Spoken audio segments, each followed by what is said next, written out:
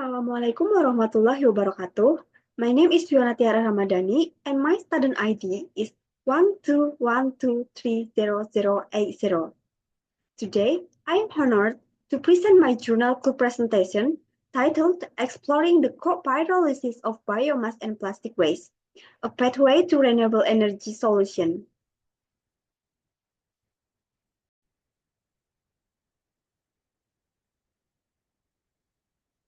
So, this presentation is highlight several topics related to co-pyrolysis, such as the potential of co-pyrolysis as a sustainable energy solution aligned with the global urgency to transition to renewable energy source. Investigate the co-pyrolysis of plastic and biomass waste for biofuel production. Use a kinetic model to analyze the yield of bio-oil, biogas, and biochar from the co-pyrolysis process. Identify key of thermodynamics parameters including enthalpy, Gibbs free energy, entropy, and their relevance to reaction performance.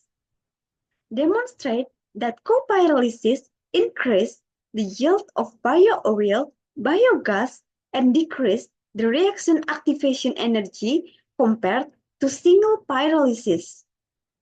Address advantage, disadvantage, and future challenge of co-pyrolysis technology.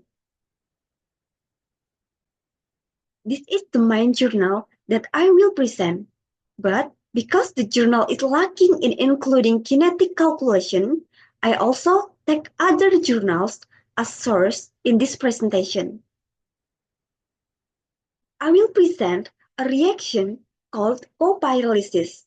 In short, co-pyrolysis is a pyrolysis process that combines two feedstocks, waste plastic and biomass, which will then produce biofuel products such as biogas, bio-oil, and biochar.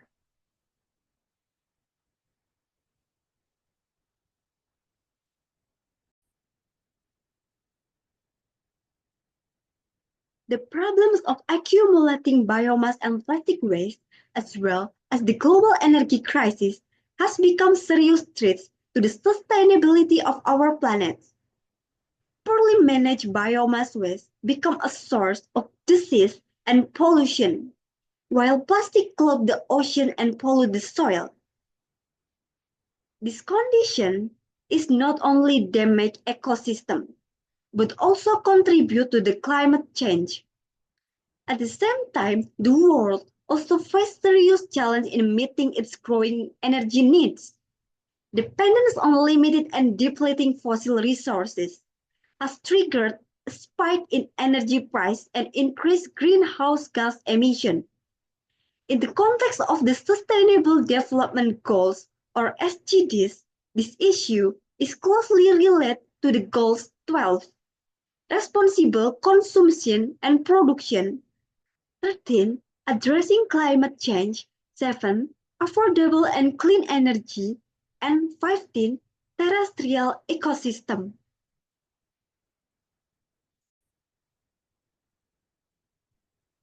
As an innovative solution, pyrolysis technology offers new hope. The process is not only capable of converting biomass and plastic waste into valuable energy, but also contributes to the diversification of energy source and reduce greenhouse gas emission, thus supporting the achievement of several SDGs goals. In addition, these techniques also support the principle of circular economy.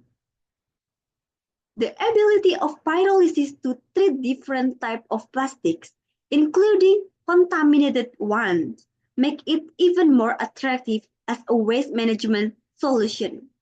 The electricity generated from the pyrolysis process can be utilized for a variety of purposes, ranging from agricultural operation to the commercial application.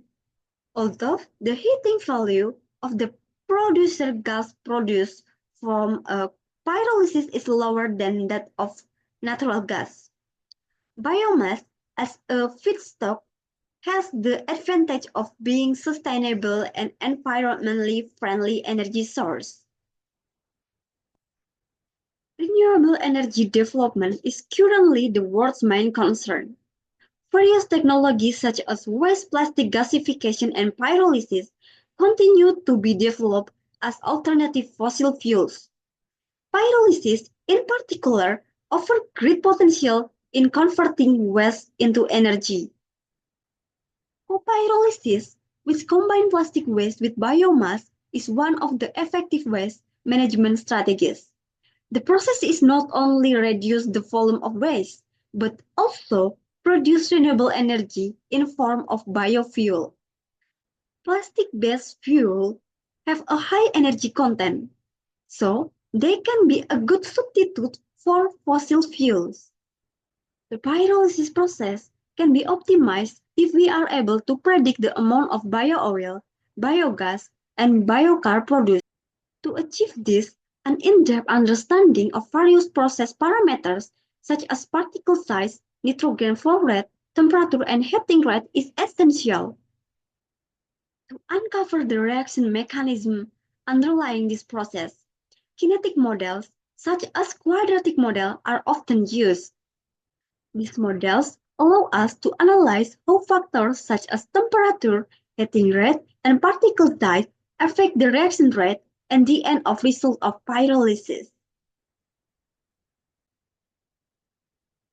An in-depth analysis of the kinetic data allows us to determine key parameters, such as the activation energy, which can be described through the Arrhenius equation. Activation energy represents the energy barrier that the reactant molecules must overcome for the reaction to take place. In the other words, activation energy reflects how difficult it is for a reaction to start. By understanding the activation energy and the other kinetic parameters, we can optimize the pyrolysis operating condition to improve the production efficiency of bio-oil, biochar, and biogas.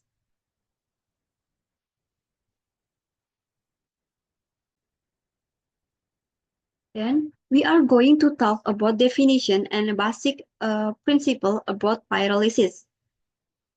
So, pyrolysis is a thermal processing technique that utilizes heat to decompose organic material such as agricultural waste and animal waste into simpler compounds. This process takes place under conditions without oxygen or inert environment. Pyrolysis yields are greatly influenced by the characteristic of the feedstock, such as moisture content, as well as operating conditions such as temperature and heating rate. An increase in the moisture content in the feedstock, for example, can increase lipid production but reduce the formation of solid and gaseous products.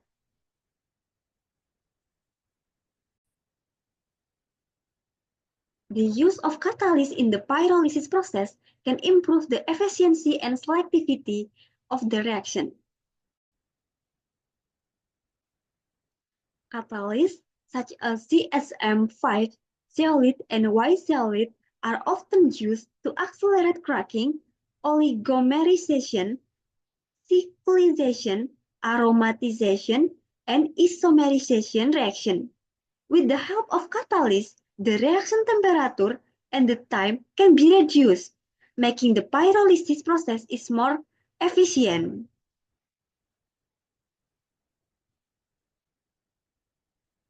There are three types of pyrolysis based on the operation condition, namely slow, fast, and flash pyrolysis. Slow pyrolysis operates with a low heating rate and long residence time, focusing on the production of charcoal as the main product. Fast pyrolysis is conducted at moderate to high heating rate and short reaction time, aiming to maximize the yield of bio-oil, making it highly efficient method for liquid fuel production. Flash pyrolysis, on the other hand, is characterized by an extremely high heating rate and very short reaction time.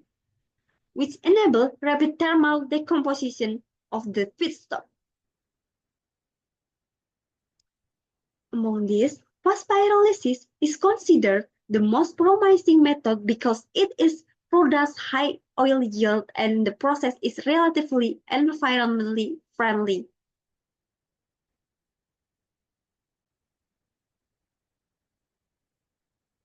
Then we are going to talking about pyrolysis, biomass, and plastic.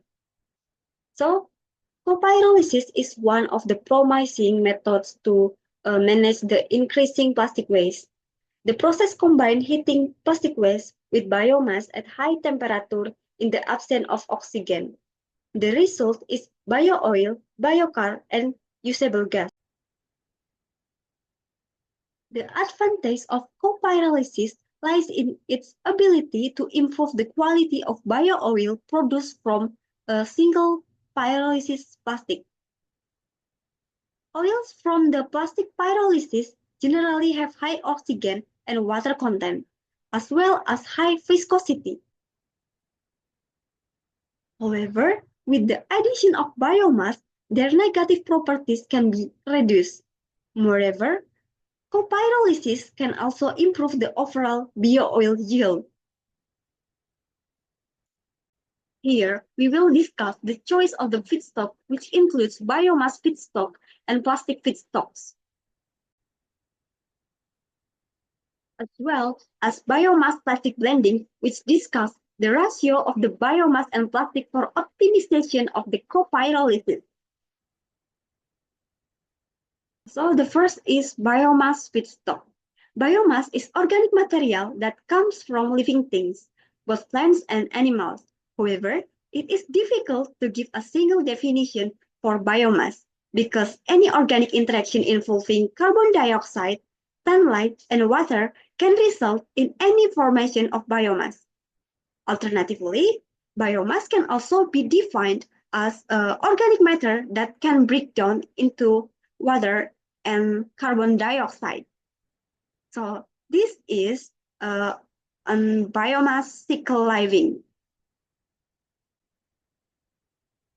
In general, biomass consists of three main components in dry form, namely cellulose, hemicellulose, and lignin.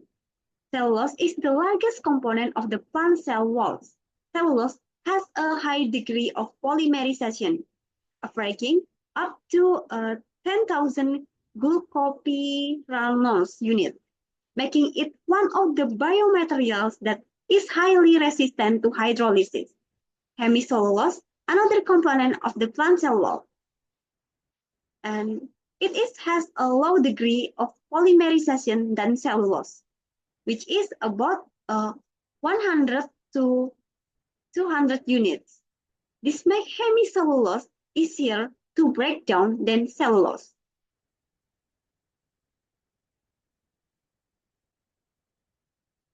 Then, lignin is a complex organic polymer composed of phenylpropane units and has a high polymer branch structure.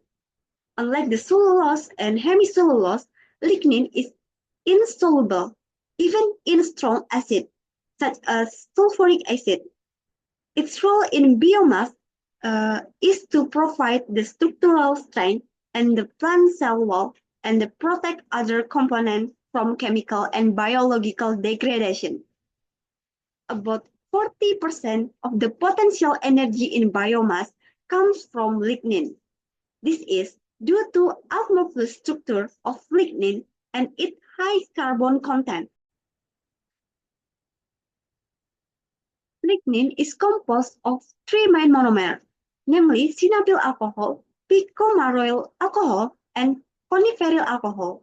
This monomer play a role in binding lignin with cellulose and hemicellulose, creating an interlocking structure. It is this close relationship between lignin and cellulose that give the lignocellulosic biomass its rigid nature.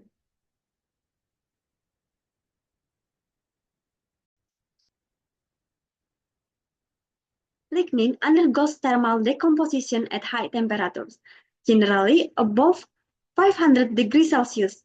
This process produces a variety of products, including car gas and talc and reactive vapors. Lignin's high thermal resistance make it more stable than other components such as cellulose and hemicellulose. In comparison, hemicellulose tends to produce more gas during its thermal degradation.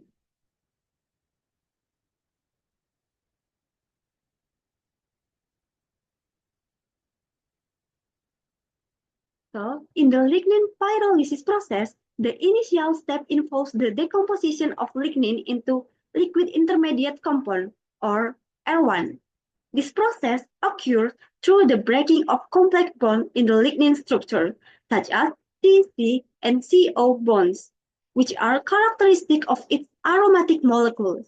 This liquid intermediate then undergoes the fragmentation, or R2, resulting in several main types of product, namely car-like gases and condensable volatile compounds such as phenol.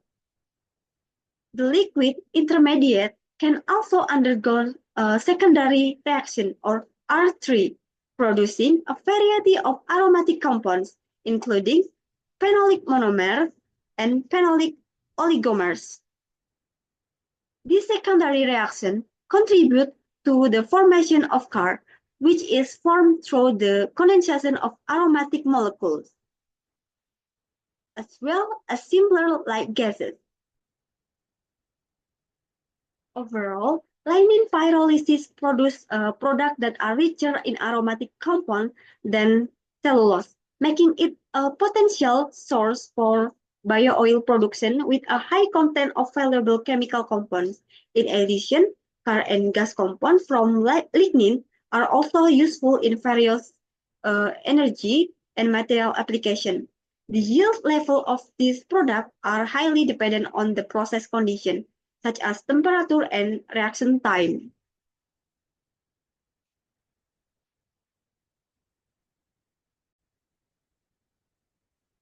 So this is the diagram of overall typical decomposition of lignin. The diagram illustrates the typical decomposition process of lignin. During pyrolysis, lignin breaks down into several products such as car. This is solid residue rich of carbon that remain after the volatile component of lignin have been driven off. Car can be used as a fuel or a component in a various material. Then next is tar. This is a viscous liquid that contains a complex mixture of organic compounds. Tar can be further processed to produce fuel, chemical, or carbon materials. Then the last is gas and reactive vapors. These are gaseous products, including compounds like carbon monoxide, hydrogen, and various hydrocarbons. These gases can be used as fuels or feedstock for chemical synthesis. Hemicellulose pyrolyzed at 2020 to 3015 degrees Celsius, while cellulose began to degrade at 3015 to 4000 degrees Celsius. Meanwhile, lignin shows a much broader than thermal resistance, with decomposition taking place at 1060 to 9000 degrees Celsius.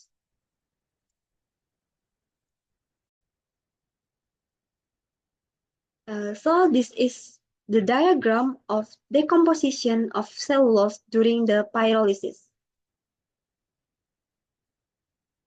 In the cellulose pyrolysis process, the first step that occurs is depolymerization, or R1, which is the breaking of glycosidic bond in the long chain of cellulose. This process produces an intermediate compound in the form of active cellulose or intermediate liquid, or ILC. Furthermore, the ILC undergoes the fragmentation, or R2, into small molecules, such as low carbonyl compound, or HAA, and other volatile products. Some compounds might also go through the transglycosylation pathway or R3, resulting the products such as levoglucosan or LGA and other sugar as organic volatile component. In addition, under certain conditions, cellulose can produce car and gases such as carbon dioxide and water vapor through the reaction pathway R4. During the process, the starting product might also undergo secondary reaction. For example, through the Carring reaction or R5, pyrolysis product can be converted into the CAR, PAH, or polyaromatic hydrocarbons, uh, carbon dioxide, and water. Whereas in the cracking reaction or R6, large molecules undergo further breakdown.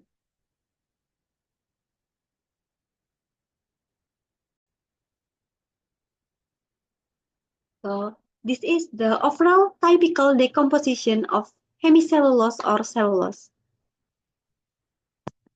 The schematic figure shows that when hemicellulose or cellulose is heated or subject to chemical process, it breaks down into several different products such as tar, gases, and car.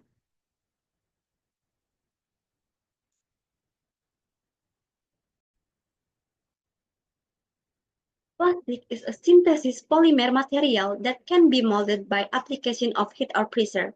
The composition of plastic consists of repeating molecular chains that include carbon in single and double bonds, hydrogen, nitrogen, and chlorine or sulfur. Due to their hydrophobic nature, high molecular weight, and absence of certain functional groups, most of plastics are inert both chemically and biologically. This characteristic make plastic difficult to biodegrade in short period of time. With plastic waste production increasing every year, the need of management methods, including plastic recycling, has become more urgent. So this is the impact of plastic waste on ecosystem.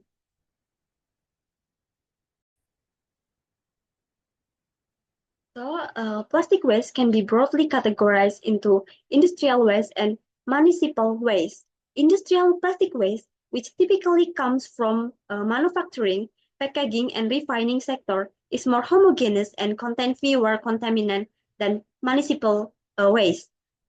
Municipal waste, on the other hand, tends to contain large amount of foreign material or contaminant. Plastic from industry can often be easily reprocessed into palletized form and reused from various applications, supporting a more efficient recycling process.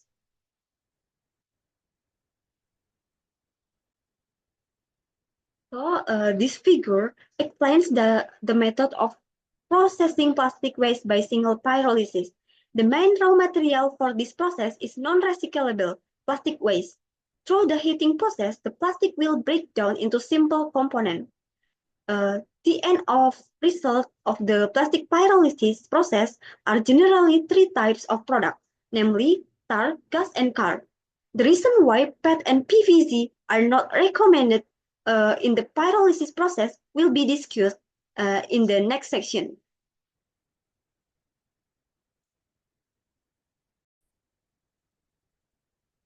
So this table explains about characteristics of various plastic waste and their potential as a pyrolysis feedstock. Waste plastic are plastic that have reached the end of their useful life, consisting along carbon chains resulting from polymerization. In addition, plastic contain addition materials such as filler, plasticizers, pigment, and chemical additives to improve their property and durability.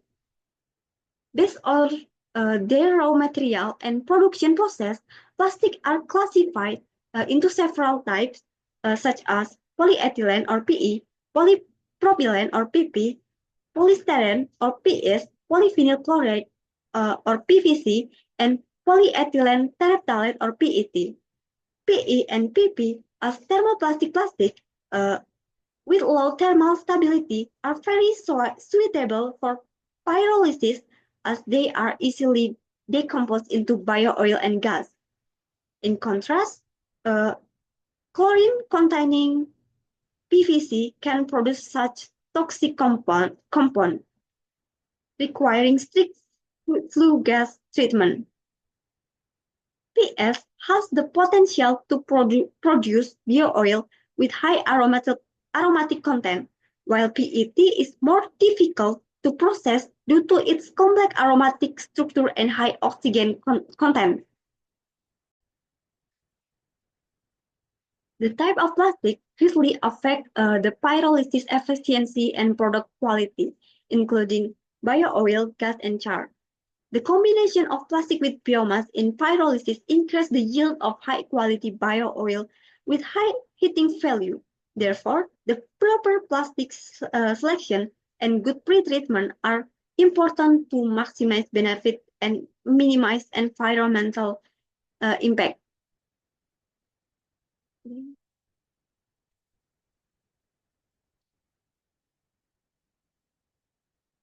Biomass plastic feedstock blending. Various combinations of biomass and plastic feedstock have shown significant synergistic interaction during copyrolysis. Examples include composite of wood and plastic, bagasse and waste plastic, blend of biomass, bamboo, anti-bunch and sawdust with plastic, HDPE and PS, waste paper and cable plastic, and corn stover with polyolefin plastic. These synergies affect the yield of biofuel products. Depending on the chemical composition, physical structure, and stability of the biomass feedstock. For example, Supriyanto et al. Found that rapid pyrolysis of a mixture of woody biomass and plastic composite at 600 degrees Celsius produced a more stable product than pyrolysis of a single biomass. In another study, aliphatic hydrocarbon from polyethylene or PE were shown to enhance the thermal degradation of bagasse, resulting in higher biofuel yield through hydrogen transfer, while reducing car formation during copyrolysis. The mixing ratio of biomass and plastic is an important parameter in determining the liquid yield during copyrolysis. Increasing the ratio of plastic biomass tends to reduce car yield, while increasing liquid and gas yield. For example, in journal written by Hyun-Cho Seh et al., the ratio biomass and plastic used in the pyrolysis process showed that the optimal ratio was 60% plastic and 40% biomass. To get the copyrolysis condition, including varying heating temperature, with pyrolysis time of less than 50 minutes to achieve optimal bio-oil yields. The selection of plastic-rich hydrogen and carbon can reduce coke formation and improve the efficiency of carbon biomass during copyrolysis. Another study cited by Chelsea Journal showed that copyrolysis of almond cell and HDPE at ratio 1:1 at 500 degrees Celsius produce 41.39% liquid. The resulting oil had higher carbon content, greater hydrogen content, lower oxygen content, and greater heating value than the single biomass oil. The product mainly contained heavy hydrocarbon in the range of C13 to C25, which conform to diesel fuel specification. This saw the great potential of copyrolysis as high-quality biodiesel production method.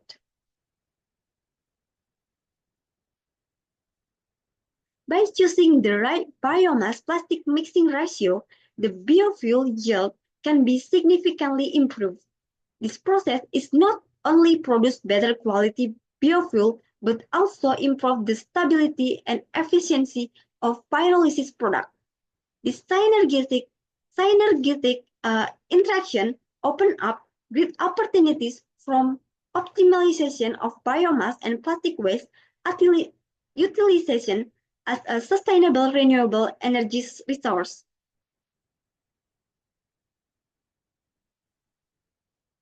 Next is process visualization, flowchart of pyrolysis process in general. So this scheme is illustrate the general process of pyrolysis, which is the coheating of biomass and plastic under condition without oxygen or with a little oxygen. The aim is to convert the waste plastic and biomass into more valuable products, such as bio-oil, biochar, and synthetic gas or syngas. The stage of the copyrolysis process based on the scheme are first feedstock selection. This scheme considers various types of plastic. However, in the journal I will review, the author used LDPE type of plastic for processing and biomass, which is straw, rice husk, livestock manure, and sawdust. Then material analysis.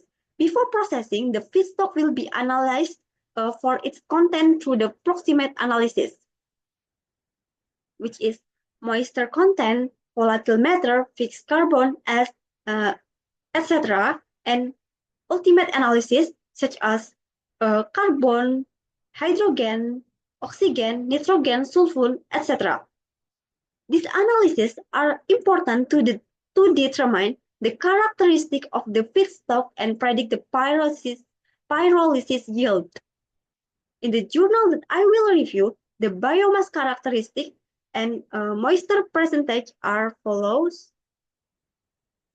this.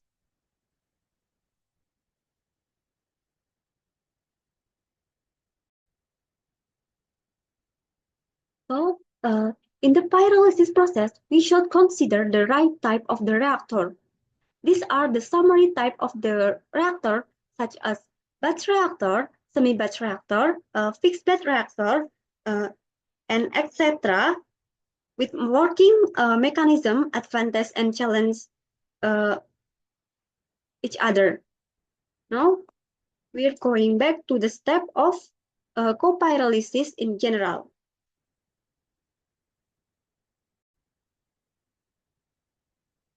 So after we put the raw material in the reactor, the feedstock may store in heated at high temperature in the absence of oxygen or with a little oxygen. This heating process causes the feedstock to break down into the simpler component. The result of the pyrolysis process are bio-oil, biochar, synthetic gas or syngas, which can be carbon monoxide or hydrogen. So the next step is product separation. We can separate the product with cyclone or with condenser. So the next is reaction kinetic analysis, which is kinetic model use. The model formulation in this study aims to analyze the pyrolysis process of biomass and plastic, focusing on understanding the reaction dynamic and predicting the yield of the products such as bio-oil, biochar, and biogas. To achieve this goal, the mathematical model developed considers various important parameters, including temperature, nitrogen flow rate, and particle size. The two main models used are the Arrhenius equation, which describes the relationship between reaction rate, temperature, activation energy, and the quadratic model, which predict product yield based on the different parameters. These two models complement each other in providing a more comprehensive understanding of the pyrolysis process and its application in the conversion of waste into alternative energy.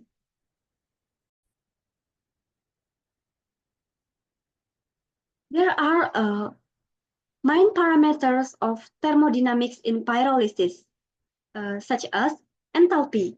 Enthalpy is a measure of the total energy in a thermodynamic system, which includes the energy in the form of heat and work that can be done by the system constant reserve. Enthalpy is often used to describe energy change in chemical reaction or physical process, such as pyrolysis. In the context of pyrolysis, the enthalpy change helps determine whether the reaction is exothermic or endothermic. Knowing the enthalpy change is important to understand energy involved in the pyrolysis process and optimize the reaction condition. Then the second is Gibbs-free energy. So Gibbs-free energy is a measure of the energy available to do work in a system constant temperature and pressure. In the pyrolysis, the change in Gibbs-free energy determines whether a reaction will process spontaneously. Pyrolysis reactions that have negative Gibbs-free energy change tend to occur naturally, while those positive changes require external energy to take place. Then, entropy. Entropy is a measure of disorder or chaos in a system. Higher entropy means the system has more possible microstates or different configuration. During pyrolysis, entropy increases as more ordered matter, such as biomass or plastic, is converted into more distributed products, such as gas and biochar. An increase in entropy leads to a more spontaneous process, although change in enthalpy and Gibbs-free energy must also be considered to determine the feasibility of the reaction. And the last is Arrhenius. The Arrhenius equation is an equation in physical chemistry that relates the rate of chemical reaction to temperature. This equation is very useful for understanding the temperature affect reaction speed, including in processes such as copyrolysis. So, this is the connection between kinetic and product yield. In this study, we learn about copyrolysis, biomass, and plastic. If we make a scheme, it will look like this. Biomass combined with plastic undergoes pyrolysis to produce bio-oil, biochar, and biogas. Thermal degradation kinetic can be formulated in a form of a differential equation that describes the relationship between the instantaneous mass fraction and the derived mass fraction, as expressed in the following equation. The reaction constant is considered to be temperature dependent, as seen in the reaction rate constant relationship in the Arrhenius equation. This reaction rate is constant is determined by the absolute temperature of the reaction and activated energy involved. The relationship is expressed in the following equation, which is equation 3. Then, previously, the alpha or mass friction in the equation was obtained from the reduction of the initial mass by the instantaneous mass, which was then divided by the reduction of initial mass by the final mass, which is written with equation 4. Then, by substituting equation 3 into equation 2, equation 5 is obtained, which is the explicit form of the thermal degradation expression.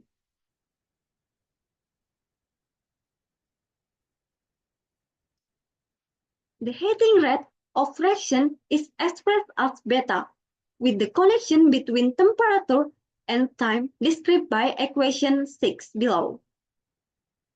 Equation 5 has now been modified to the form equation 7 below, where the derivative of time has been change of derivative of temperature. As a result, equation 7, 8, 9 have been successfully derived.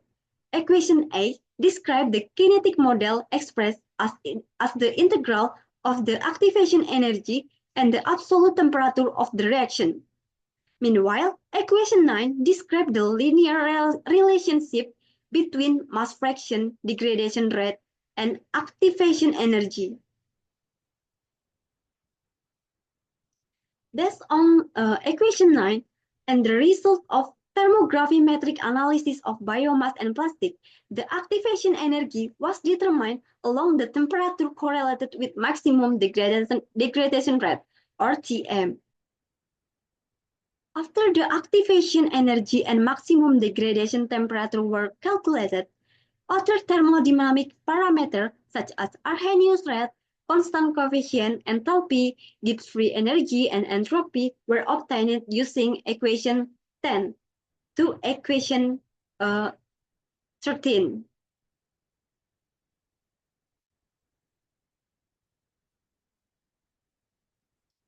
This is model bio-oil, biocar, and biogas are explicitly formulated based on particle size, nitrogen flow rate, and temperature.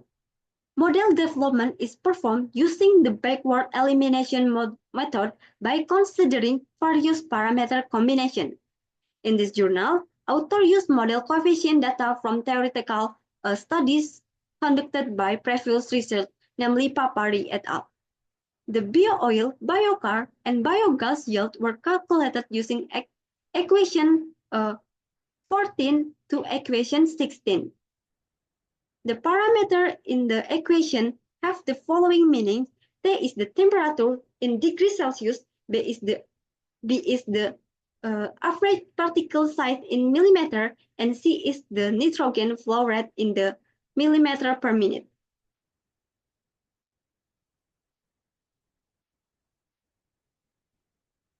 Then we will talk about copyrolysis product yield analysis. In the journal, the correlation between Arrhenius equation, enthalpy, Gibbs free energy, and entropy is explained in the kinetic analytical of the pyrolysis process. The Arrhenius equation is used to describe the dependence of reaction rate on the temperature and activation energy. This activation energy has a direct relationship with the enthalpy of reaction, which reflects the change in energy during the process. Gibbs free energy also play important role in determines the whether a reaction can occur spontaneously. Reactions with a negative are considered spontaneous. In addition, entropy, which indicates the degree of disorder of the system, affects the value of Gibbs free energy. The relationship between entropy change and Gibbs free energy contributes to determine the thermodynamic dynamic of the process. Thus, these four parameters are interconnected in controlling the reaction rate, thermodynamic visibility, and overall pyrolysis characteristic. In this study, the pyrolysis process has been analyzed during the kinetic model. Important parameters such as Arrhenius coefficient, reactant constant, enthalpy, Gibbs free energy, and entropy have been calculated based on the model equation and summarized in table 6.1. The results show that the activation energy of pyrolysis affected by a reaction of temperature. In addition, the Arrhenius coefficient depends on the activation energy and reaction temperature. The enthalpy of reaction is also related to the activation energy, reaction temperature, Boltzmann constant, and Planck constant. The identified activation energy range from 144.9 to 158.5 kilojoule per mole. The moisture content of the feedstock has been significant influence of the reaction kinetic because the removal of volatile component or drying process need to be carried out before pyrolysis. The pyrolysis yield of plastic and biomass have been analyzed to study the distribution of product in the form of bio-oil, biochar, and biogas. Figure 2 to 7 illustrates the relationship between product yield and nitrogen flow rate.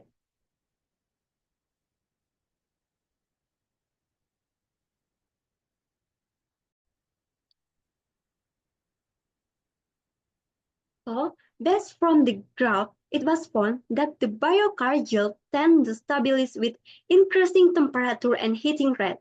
In the contrast, the bio-oil yield showed a decreasing trend at 500 degrees Celsius with varying nitrogen flow rate. Co-pyrolysis of biomass and plastic involves thermal cracking, which breaks down complex compounds into the simple compounds.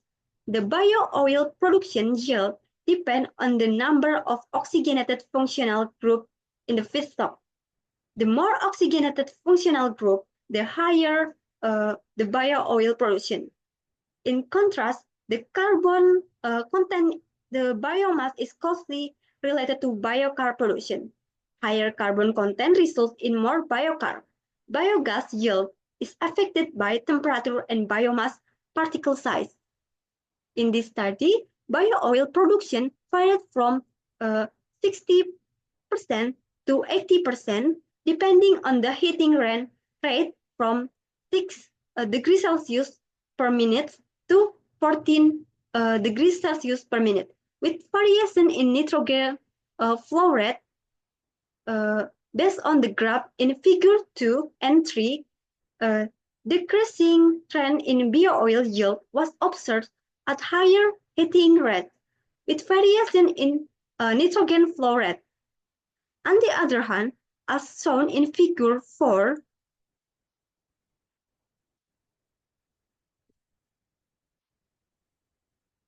the biochar yield remained almost constant at these heating rates, while figures 6 and 7 show that the biogas yield increased. The heating rate increased from 6 degrees Celsius per minute to 14 degrees Celsius per minute.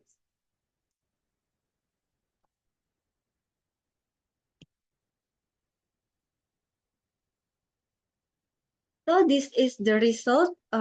Based on the research result, the yield for each pyrolysis product as follow: bio-oil up to 70% of the total product, biochar up to 4% of the total product, and biogas up to 25% of the total product. The lower biochar content indicates that most of the carbon in the biomass has been converted to bio-oil and biogas. Biogas production increased with higher heating rates, while higher nitrogen flow rates reduced in the interaction of biomass with oxygen and air in the air, promoting the efficiency of thermal conversion process. So this table explains about the effect of co-pyrolysis on activation energy and car yield reduction. It shows that when bamboo sawdust is co-pyrolyzed with LLDPE compared with single biomass pyrolysis, the activation energy drops by 36% to 188 kilojoule per mole. Then bamboo with PP with co-pyrolyzed, the car yield will be reduced. This has an impact on increasing the yield of bio-oil and gas.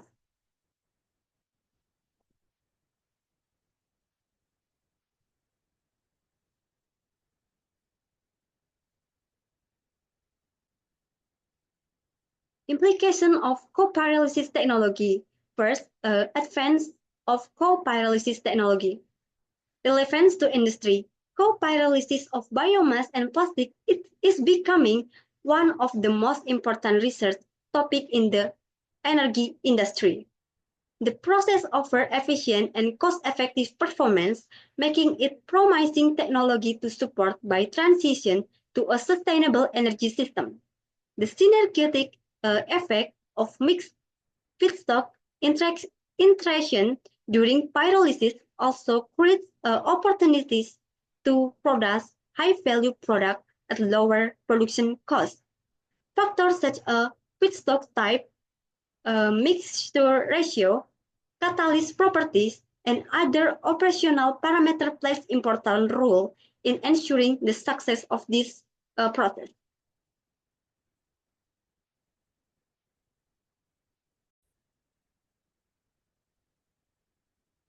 Then, contribution to waste management. Co-pyrolysis make a significant contribution to waste management, especially through reducing the overall volume of waste. This method helps save land use from landfills and lower the cost of waste management and treatment. In addition, co-pyrolysis reduces the environmental impact of waste disposal, especially plastic, by converting them into reusable energy. This approach not only addresses waste issue, but also provides an efficient and sustainable alternative energy source, making it dual-purpose solution for waste management and energy provision. Then, co-pyrolysis from economic perspective. Co-pyrolysis of plastic and biomass offers significant economic advantage over conventional pyrolysis. One of the main factors is the reduced need for additive such as hydrogen, catalyst, or other solvents that are typically used in a single pyrolysis process. This additive often increase operating cost sustainability. So, their elimination in co-pyrolysis can effectively reduce costs. Moreover, the co-pyrolysis process can be carried out at an average temperature about 500 degrees Celsius with a short residence time, producing high-quality bio-oil with a yield about 75% by way of the feedstock mixture without requiring much adjustment of the operating parameter.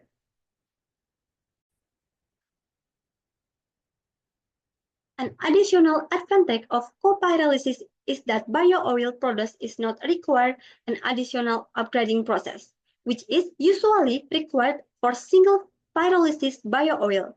This upgrading process is not only time-consuming, but also entails additional cost. So the elimination of this step is in co-pyrolysis make it more cost-effective. Research conducted by Positano et al. Shows that co-pyrolysis of mixed feedstock improves the quality of bio-oil, making it more stable, homogeneous, and free from pest separation problem often found in bio-oil from a single pyrolysis.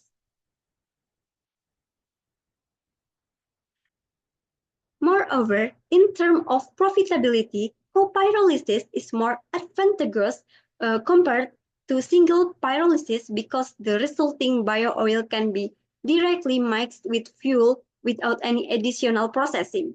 This makes co-pyrolysing technology more relevant for future commercial development. With its high efficiency in producing high-value bio-oil and reduced need for additional investment, co-pyrolysis offers great opportunities for wider industrial application with significant cost-saving potential. But there are disadvantages of pyrolysis technology, such as the construction of co-pyrolysis facility requires considerable investment, especially for reactor equipment and product separation system. continuous research is needed to improve the efficiency and effectiveness of the co-pyrolysis process. The second, while the raw materials can be converted into valuable products, there are still solid residues that need to be managed. And the last is determining the optimal operation condition, such as temperature, residence time, and mixing ratio to produce the desired product requires extensive research and is often specific to each type of feedstock.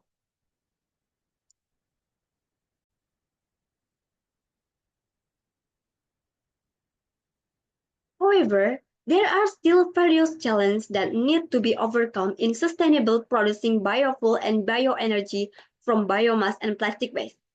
These are challenges include ensuring a stable and sustainable availability of biomass and plastic waste, creating quality standard and price index to value the waste, planning the logistic of transportation waste to biorefineries of biomass power plants, developing an attractive business model for cooperation in waste collection, obtaining subsidy or uh, incentive support from the government for plant development and operation, government policy change, and continuing research to improve the future biorefineries and biopower plants to increase the energy efficiency and ensure circularity of biomass and plastic waste. If this challenge can be resolved, the future of renewable energy will become a reality.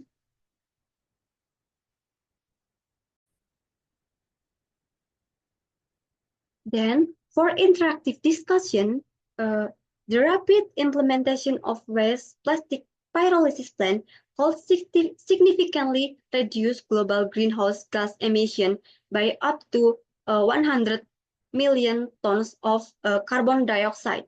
However, before advancing novel pyrolysis system, a deeper understanding of the chemical principle behind chemical recycling is essential.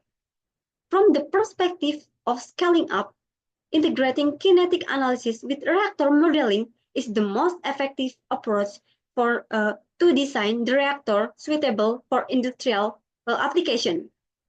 It is also critical to accurately define each waste stream since the composition of plastic waste varies widely by location.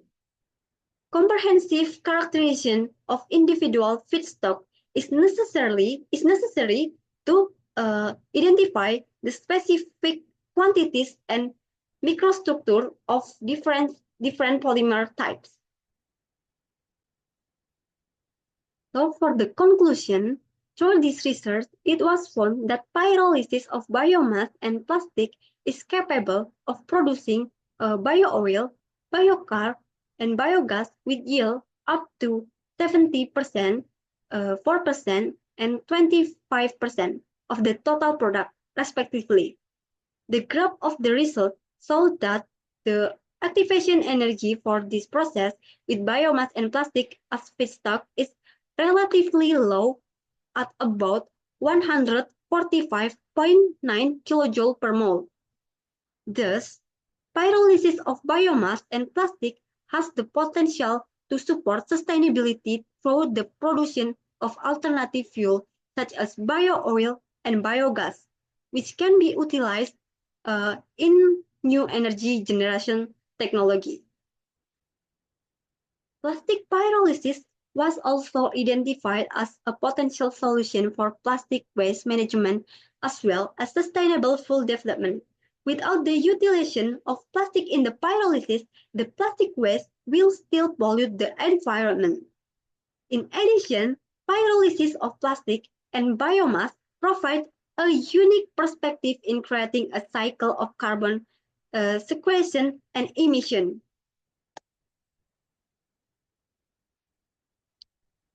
Then recommendation to enhance the yield and quality of liquid products, various catalysts can be explored in the future study.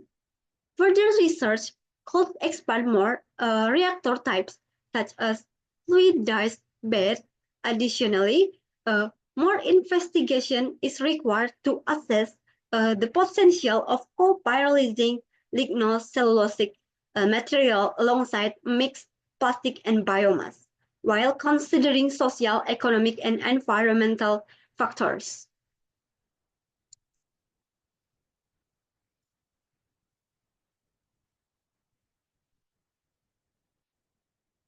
So that's all from me. If there are any wrong words, I would like to say sorry about it.